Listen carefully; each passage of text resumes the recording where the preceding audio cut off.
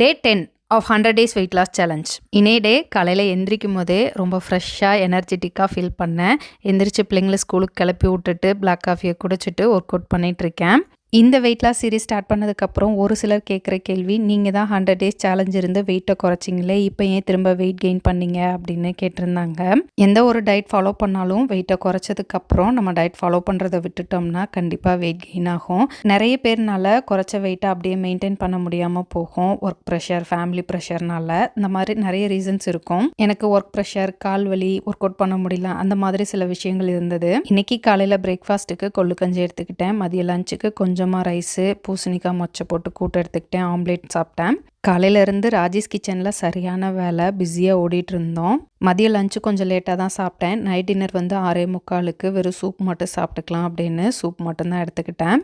இன்றைக்கி என்னோடய weight 83 kg இருந்தது. உங்களோட வெயிட் என்ன அப்படின்றத கமெண்ட்டில் சொல்லுங்கள். வெயிட் லாஸ் வீடியோஸ் தொடர்ந்து பார்க்குறதுக்கு மறக்காமல் பேஜை ஃபாலோ பண்ணிக்கோங்க.